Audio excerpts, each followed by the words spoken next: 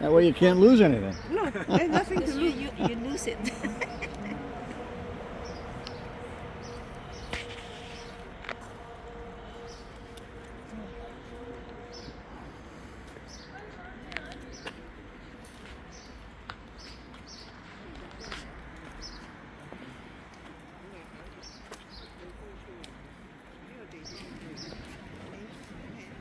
We almost find this stuff. So, That's so what was this? This wasn't his house. sanctuary. Maybe that's what did he build the Jesuits? I don't know. Maybe this is the Jesuits. I don't know. Loyola. See Loyola. Yeah, San Roa. I don't know what San Roa is. my assignment.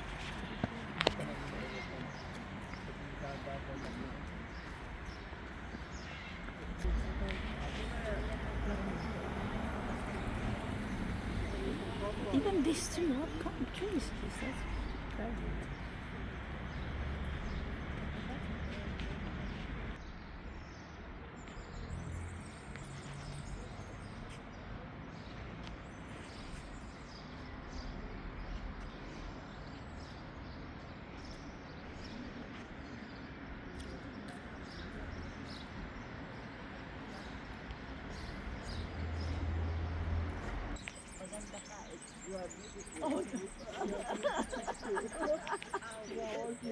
Everybody's saying English. Yeah. Even in the market. They Oh, yeah? all speak English. Oh. Even fish market. Really? You're Oh, so because good you at- speak to them in English, that's why. They all speak English. Yeah. Very well. That's why I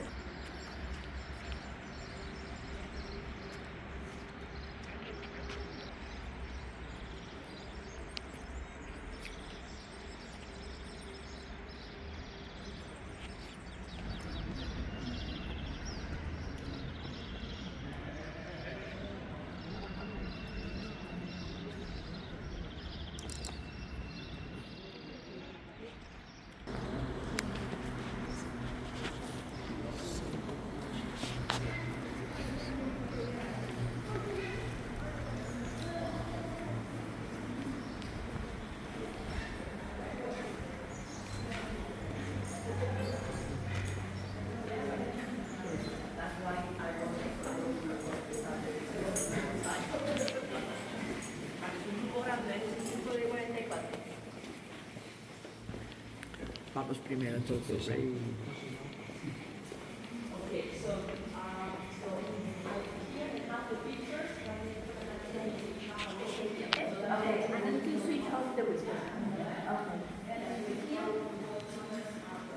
We wait here. Wait here. You gonna switch it off? Yes, she said she's switching it off.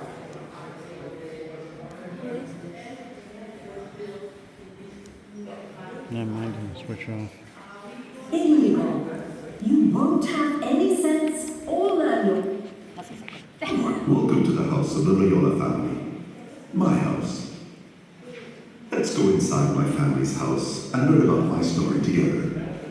It's the story of a person born in the bosom of a noble family who as an adult suffered a misfortune which nearly cost him his life. After this event, and above all, during my convalescence in this house, a radical change took place in me. But excuse me for having started to talk without introducing myself. I am Ignatius of Loyola. That is my name, although I'm better known now as Ignatius of Loyola. It wasn't only my name that changed during my life, but the orientation of my life also changed. And this happened in this house. I had intended to be a knight of the world court, but I went on to become a pilgrim in search of God. I lived between two historical eras, known today as the Middle Ages and the Renaissance. The social and religious changes of those times had a great influence on my life and work. Yes, this house is where I started out on my path, a physical and spiritual path, during which I encountered difficulties. However, these obstacles did not divert me from my purpose. This tower house of medieval origin was the home of the Loyola family. It has 4 floors. Throughout this visit, you'll pass through the rooms in which Inigo Loyola, the youngest member of a noble family, was born, took his first steps, listened, learned, suffered, and was born again. The top floor is the heart of the house, the chapel of the conversion. That is where Inigo Loyola decided to change his life from that of a gallant knight who enjoyed the pleasures of the court, for a life in the service of others, and therefore a life for the greater glory of God. You'll find numbered audio points during the visit that will guide you through the house. Now you'll hear a tune, the March of St. Ignatius. Every time you hear it, it means the audio point has finished. Inigo, you won't have any sense or learn your lesson until someone breaks your leg. My youthful mischief caused my aunt to repeat this sentence to me many times. And, as is so often the case, she was absolutely right. That's what happened to me in the city of Pamplona. This sculpture represents the consequences of that tragic event, which would change my life forever. At 30 years of age, I, Inigo, was seriously wounded in the defense of Pamplona Castle in May 1521. Here I am, arriving at the doors of my house on a stretcher, facing the prospect of my more than probable death. I return home to die. Young Inigo, with his impeccable long blonde hair, was brought up in the medieval culture which alternated between the value of arms and honour for a culture aimed more at administration and business. A world, that of the nobility, in which bravery and honour achieved wealth and powerful status in that region's social hierarchy. Inigo's bravery was demonstrated above all in the siege of the citadel of Pamplona. What he thought was a chance to obtain honours became the opposite. Inigo almost gave his life in a battle that was already lost before it was begun. Everything turned out upside down. Inigo arrived at Loyola, badly injured, tired, and close to death. But little did he imagine the transformation his life would undergo.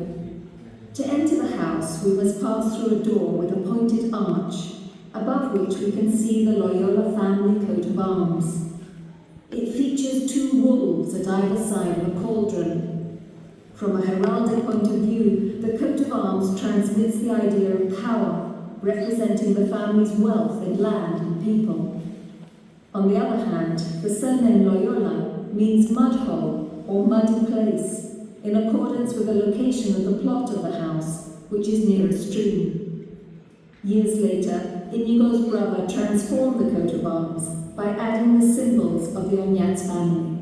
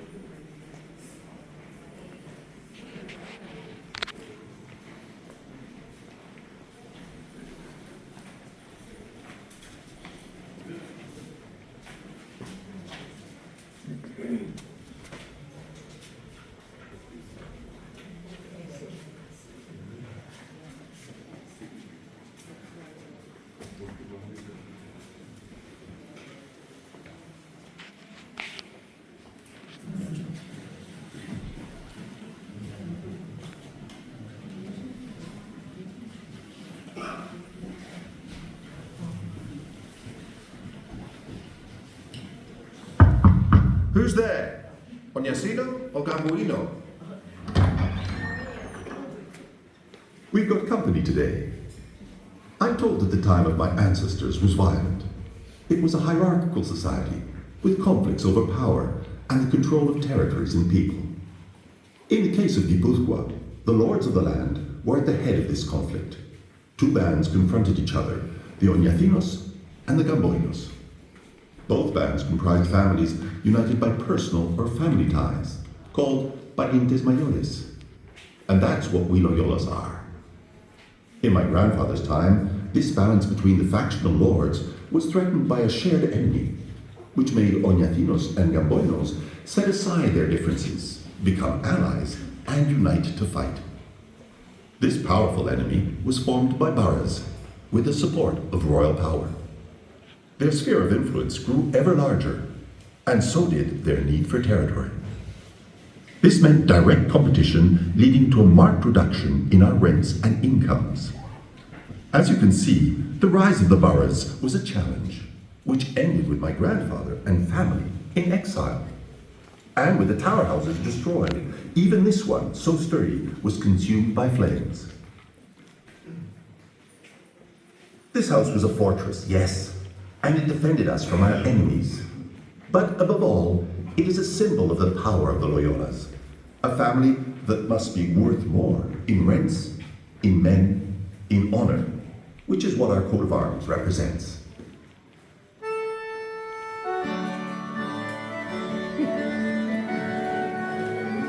Honey.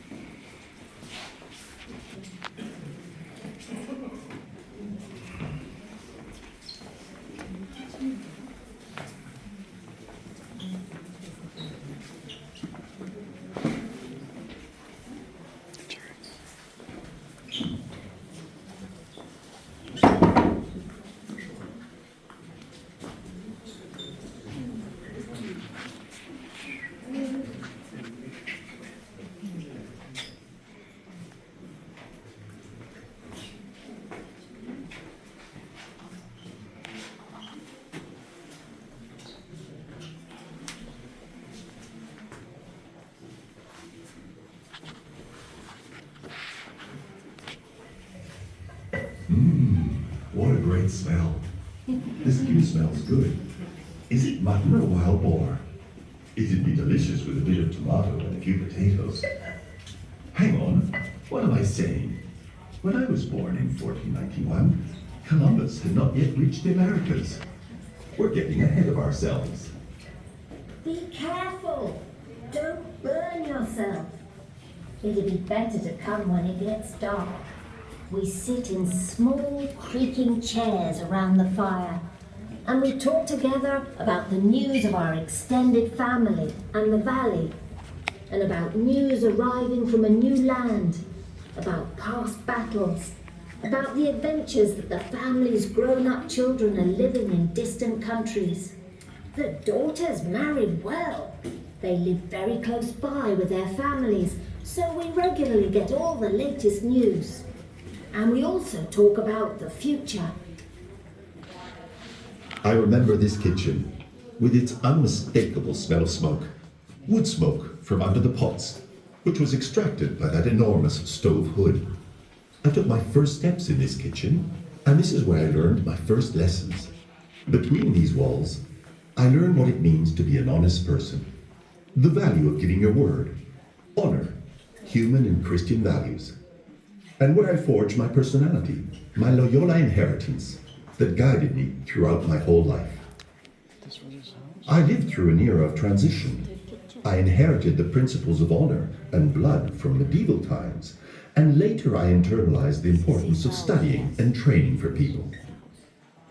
After Loyola, during the time I spent in Madrasa, I lived as a beggar, and I used to withdraw to a cave to pray. I wanted to live how I imagined saints used to live. I mortified my body with long, tough fasts, which had a bad effect on my health. From that point onwards, I suffered stomachache for the rest of my life. At the end of my days, in my room in Rome, as death came close, my companions gave me a gift. Of what? Roast chestnuts. What a feast! Their taste and smell took me back to this kitchen, to my house, for the last time.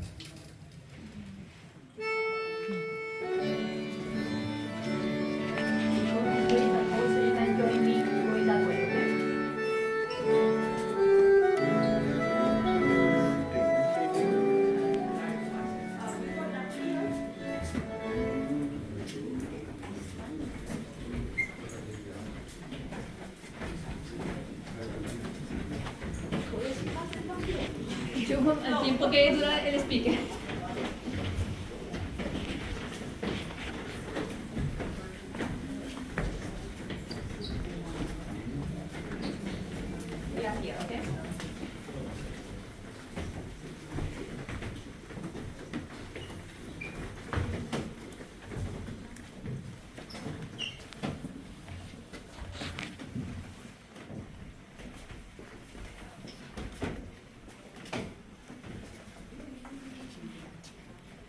I was the 13th child, the youngest. In my family, the male children were always told church, sea, or royal household. 3 future proposals defined by our order of birth. My eldest brother had it easy. By tradition, he was the sole inheritor. That is, of the house, the land, the properties, of everything. But me, the little one, the last of 13, what was I going to do? This ship, drawn on the wall of this room, shows some of the ventures my brothers joined. The firstborn, the inheritor of the family, signed on as a sailor and died. The inheritance of the estate passed on to my brother Martin, the second-born. Another of my brothers fought in the war in Naples. Pedro VI was a priest. My sisters left home when they got married. However, the ship also symbolizes my life. Because my life is also a journey that starts in this house and ends in Rome in 1556. I became educated in the manners of a knight and learned calligraphy and administration. I almost died in Pamplona. Afterwards, I spent time in Montserrat, Manresa, Barcelona, Venice, Jerusalem, Alcalá de Henares, Salamanca, Paris, Rome. Wow! I made most of the journeys on foot, thanks to divine providence. I made these journeys for different reasons, some for academic training and others for spiritual training.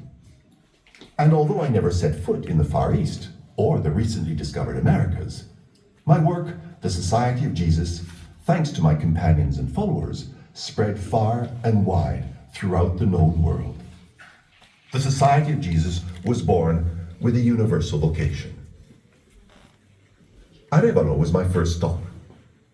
Juan Velázquez de Cuellar, head treasurer of the Kingdom of Castile, and his wife, Maria Velasco, a member of our family, accepted me as their pupil in Arévalo.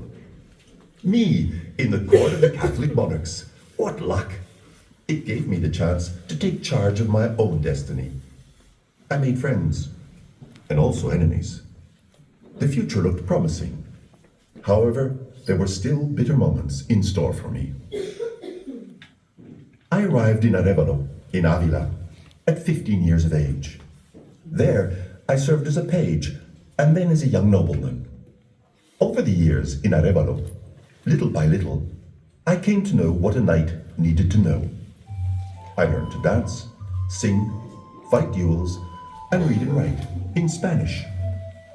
I was very fond of listening to and playing the vihuela, an instrument similar to the guitar. Let's listen to this beautiful melody.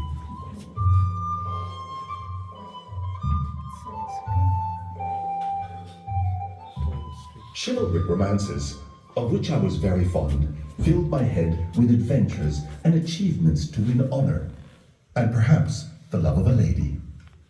This arrogance and my young age got me into trouble more than once. Like any young man in my position, I also got up to mischief. Life in the court of Castile smiled on me, but when my protector died and his family fell from grace, my future looked uncertain. Through the recommendation of the family, I became a knight of the Duke of Nájera and Viceroy of Navarre, Antonio Manrique de Lara. We were related. He had links with the old Onesinos in my family.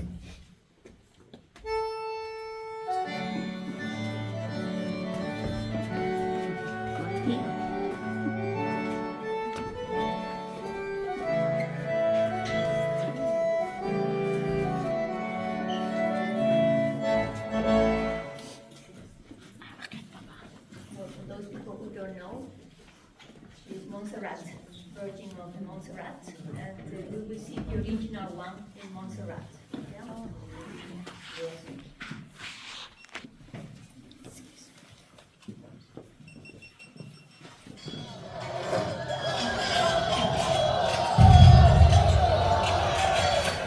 In 1521, French and Navarrese troops tried to recapture the Kingdom of Navarre by taking Pamplona. I was at the service of my lord, among the defenders of the city, Castilian and Navarrese troops too. The enemy was plentiful, and there were only a few of us.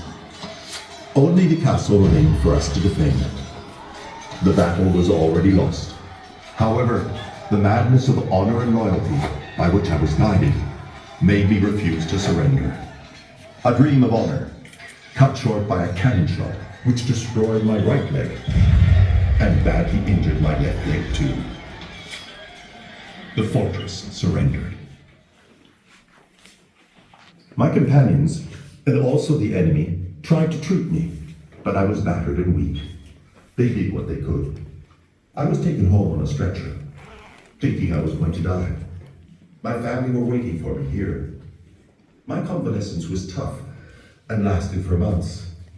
But miraculously, I recovered, and I experienced a profound inner transformation.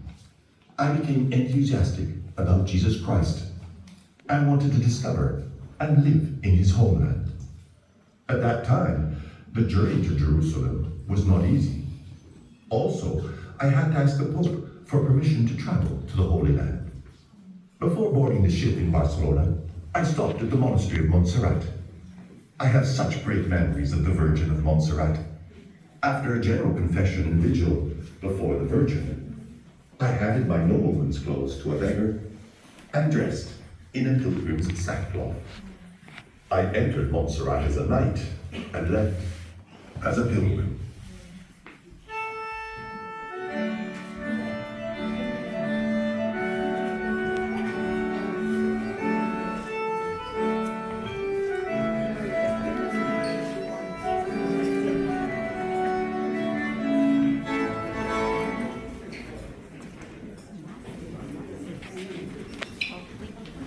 Yeah.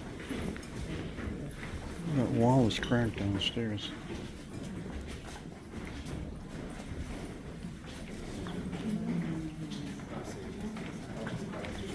Look at these beams. Look at these beams. It's unbelievable how big they are.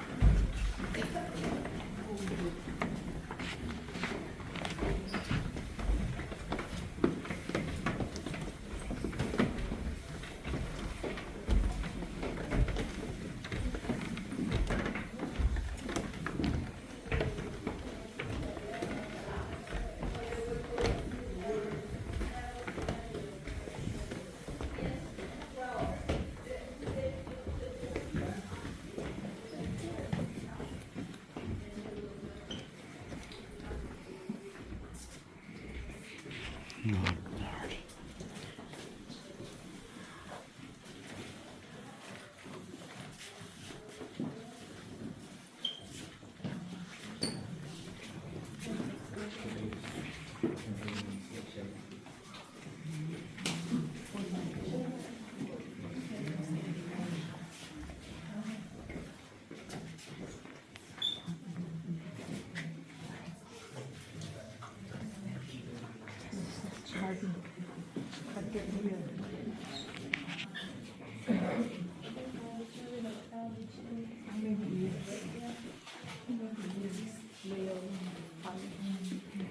We are in my parents' bedroom, the place of my two births.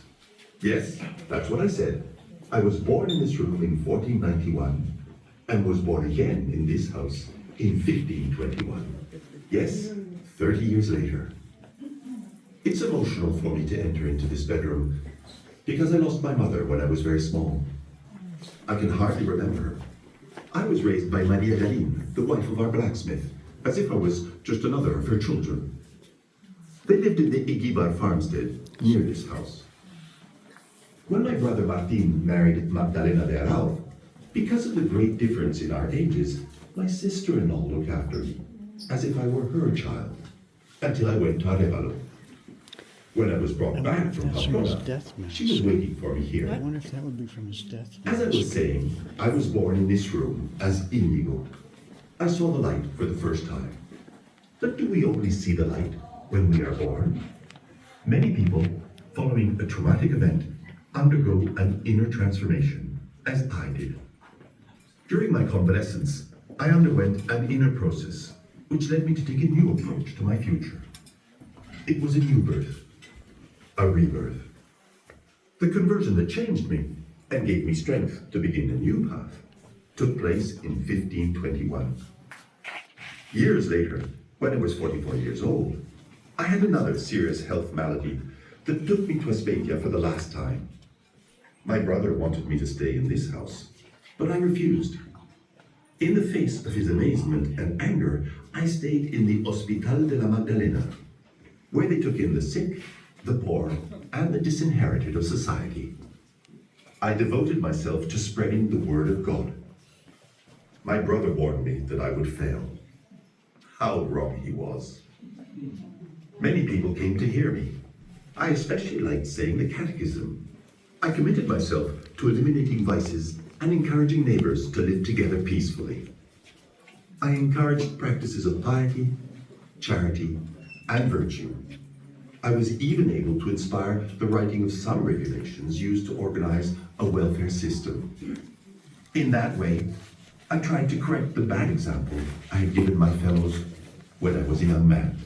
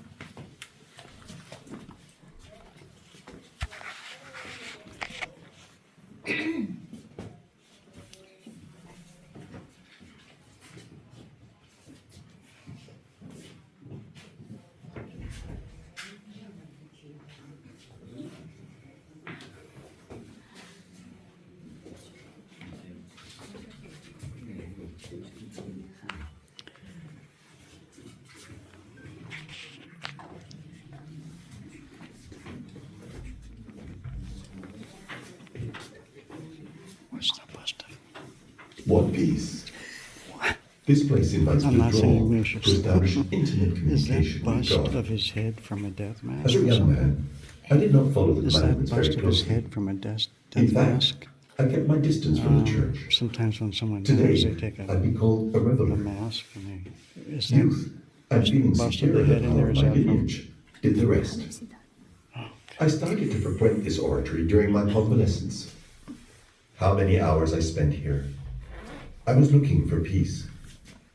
This, in connection with religious reading, prayer, reflection, and the search for the meaning of my inner experiences, meant that my concept of life began to change. I wanted to imitate the saints due to my love of Jesus. I was overwhelmed by the idea of penitence. I wanted to live like the saints. If they had done it, so could I. And the altar, it's dedicated to the Virgin and features 2 scenes from her life. The painting shows the Annunciation of the birth of Jesus. The sculpture de Pietà expresses Mary's anguish at the death of her son. Mary, how important you've been in my life. I've never forgotten the vision I had of the Virgin Mary during my worst moments. She has accompanied and guided me all my life, always at my side. I prostrated myself at her feet on my way to Jerusalem. The oratory, too, is another of the symbolic places in the house. This is where Francis Borgia celebrated his first Mass. I met Borgia in Alcalá. He was a distinguished young man. I was a poor student, 20 years older than him. That first time, we just exchanged glances. After becoming a widower, he became a Jesuit. Who would have guessed that in the future, he would live in Loyola and be Superior General of the Society of Jesus?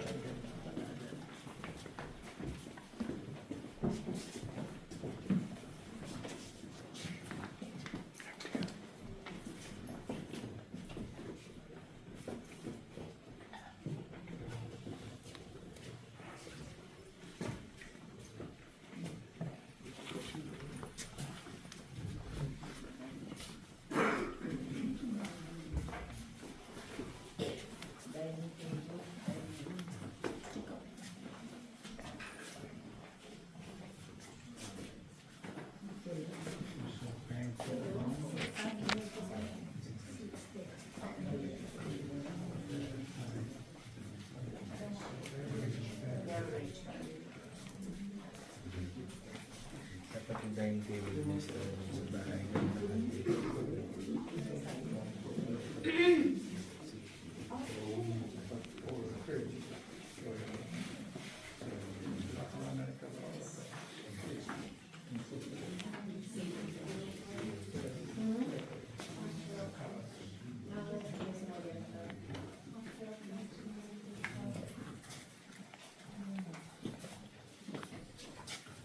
We've come through the dining room, and now we're in the main hall. This is where people were received, and where we had fun sometimes, looking at the first books to arrive, or the decorations on the wall, with tapestries depicting many people. When my house was restored, these shelves, which must have served as a library, were found. And that's where I went looking for something to entertain myself during my convalescence. I wanted to read chivalric romances. I had become fond of them in Arevalo. All the books I found were about religious subjects, and I chose the Vita Christi and the Lives of Saints. It's amazing how these two works changed my life. A coat of arms, a lineage, this hall, symbols of earthly power. I left all that behind and promised fidelity to a Lord who was not mortal. I soon realized that I had to get an education if I wanted to help people. So I started a long academic journey that took me to Barcelona, Alcalá de Henares, Salamanca, and Paris. I arrived in Paris when I was 37 years old, a city with 250,000 inhabitants and more than 4,000 students. I had to do a compulsory preparation course where my classmates were 10-year-old children. I paid for my studies with the alms I collected over summer in the rich territories of Flanders and London. Destiny is so arbitrary. My work did not begin in a hall like this. It took shape in the college bedroom where I lived in Paris. My friendship with my roommates, Francis Xavier and Peter Faber, widened to include other companions. We formed a group of 7 friends who wanted to live in poverty in the service of God. Our aim was to live in Jerusalem, the land of Jesus. Man proposes and God disposes. I never returned to Jerusalem. God had another path ready for me.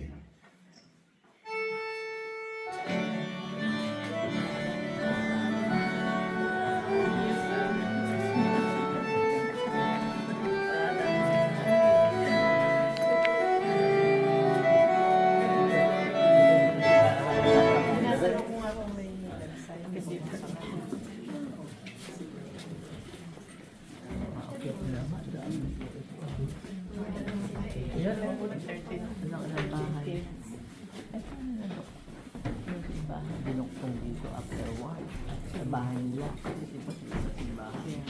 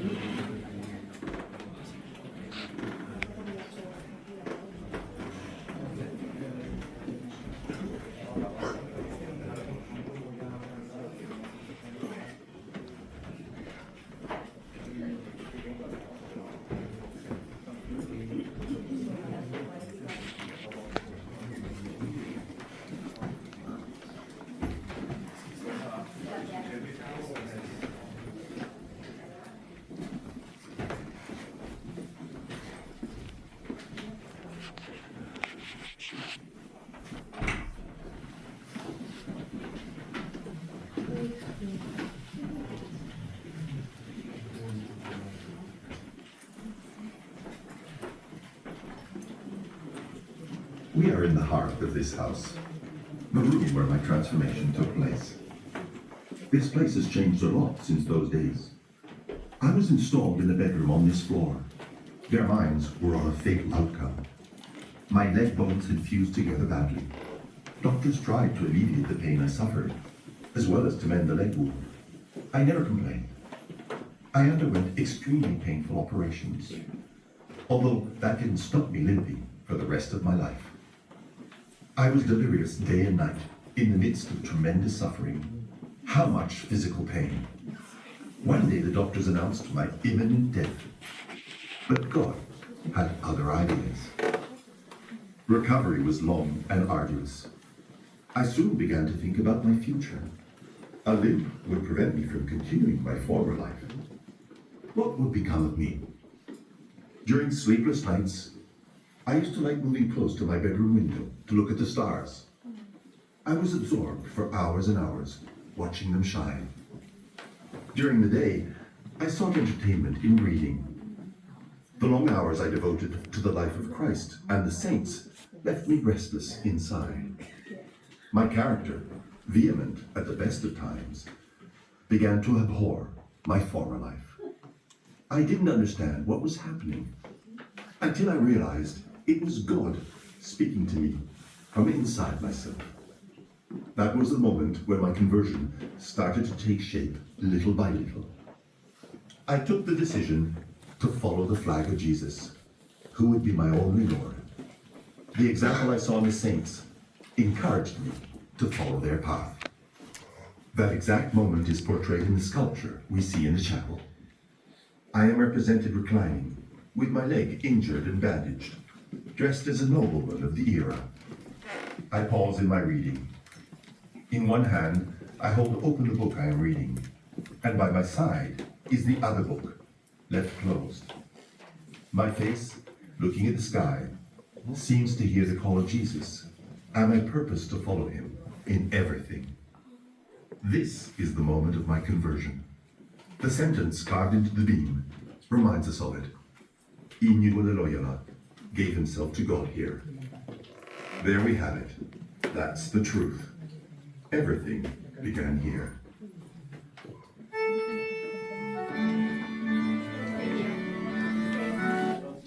I left Loyola without revealing my true purposes to my brother Martin.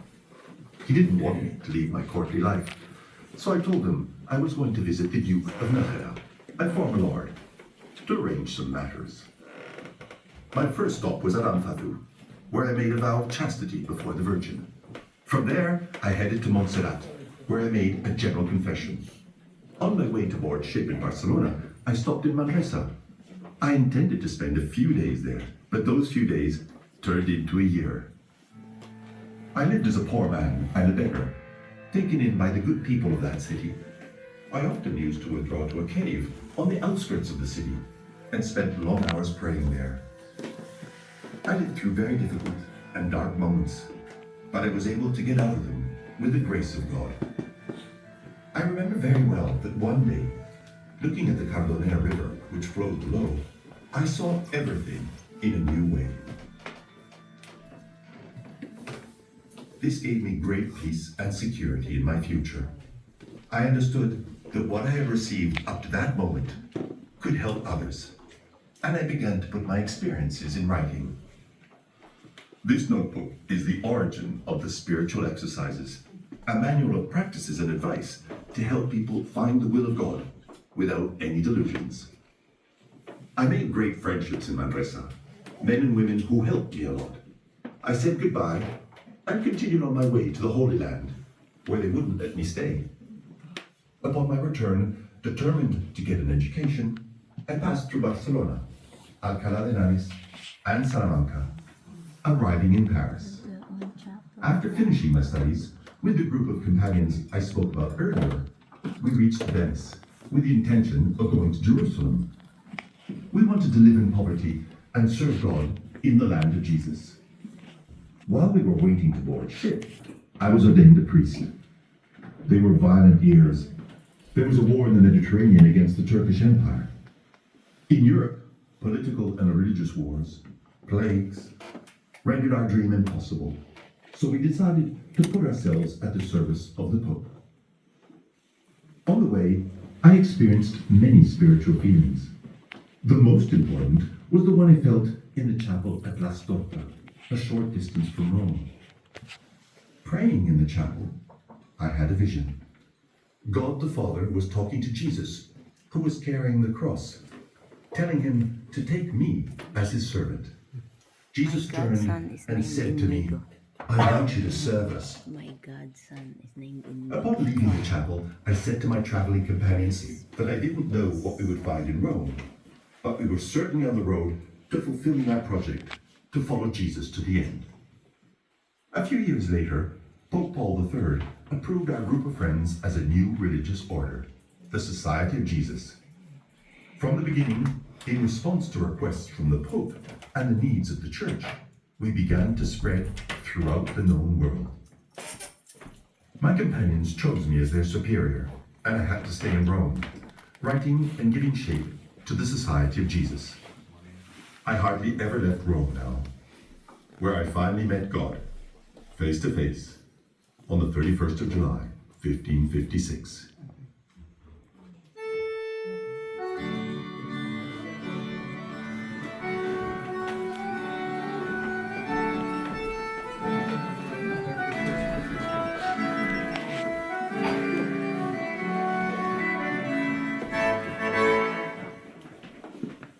This is the way out.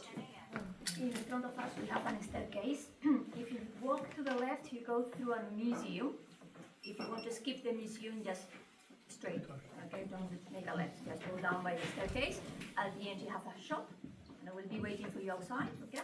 But the time, I can tell you the time to be on the coach. That'll be by 12. All right. Okay. It's easy to remember. It's funny to think it all started here for the Jesuits. What happened to them? My gosh. Well, it was.